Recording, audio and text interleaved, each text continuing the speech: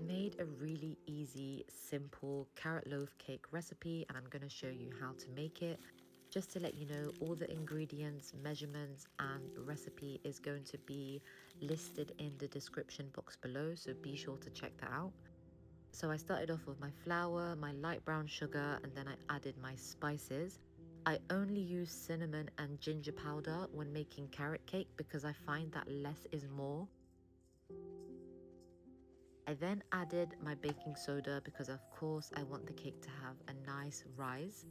And then I started whisking all the ingredients together to remove any sugar lumps, but do use a sieve.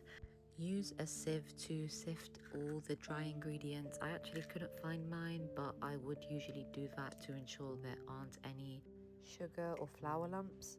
I then went in and added my wet ingredients, so I added 3 eggs and then 180 milliliters of vegetable oil. You can add sunflower oil if you don't have vegetable oil. I then went in and added 2 tablespoons of Greek yogurt. I grabbed my whisk and I mixed everything together, making sure that no flour was left behind. I whisked for a couple of minutes and I only used this whisk. Usually I would use a stand mixer, or you can use a handheld electric whisk if you have one. But I wanted to show you that it's also easy to do this by hand, and it kind of feels like you accomplished something and you didn't need any electronic devices to help you. So if you wanna make life a bit more difficult for yourself like I did, just go ahead and do it. Now for my least favorite part, I started grating carrots. I made sure to weigh them beforehand, making sure that it was 190 grams. You can, use 200 grams. It's not a bad thing to have more carrots, but I would stick to around 190 grams or 200 grams of carrots for this recipe. When I grated them, I added them into the mixture in 2 parts, just to make sure that all the ingredients were well combined.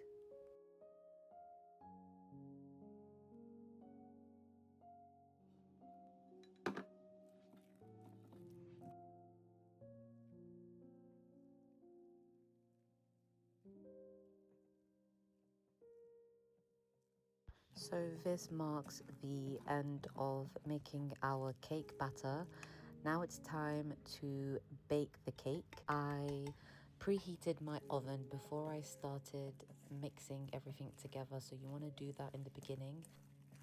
I used a 9 by 5 inch loaf tin and I baked it for 45 minutes.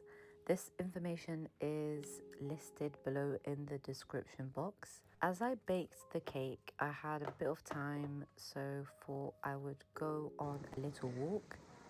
It was actually quite sunny, which is rare in November, so I really enjoyed my walk and thought I would share a few snippets of what I saw.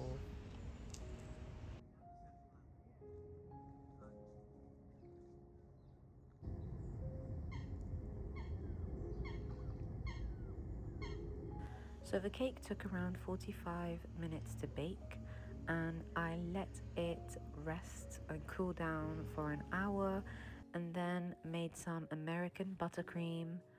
I know that cream cheese frosting is usually associated with carrot cake, but I've always preferred using American buttercream instead. It's also easier. When I covered the cake with the frosting, I let it refrigerate for around 20 minutes and then piped some random little squiggly orange lines. Tried my best to make it resemble a carrot. So I used a Wilton #1 tip for both the carrot and the carrot leaves on top. So it's quite simple to make. Here's a zoomed in look at how I did it. So I did quite a few of these. It was so therapeutic and fun to pipe, and I really hope that you have a go in doing this as well, because it's not difficult at all. And it's such a nice addition to a carrot cake. Like, it just looks really cool.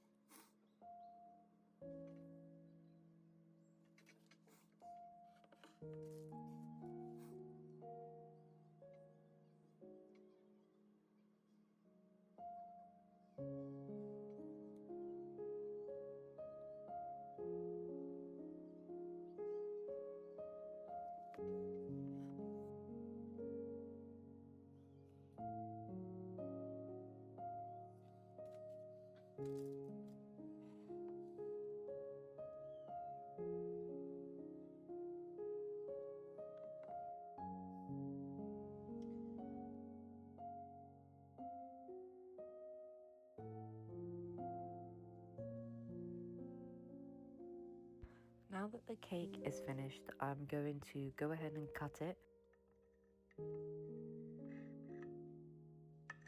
It's genuinely the most moist carrot cake I've ever tried. The cake also lasts for around 6 days, and on the 6th day that I had it, it was still as moist as when I first had it. So I hope you enjoyed the recipe, and I hope you also get to make your own carrot cake, and be sure to let me know in the comments below how it turned out.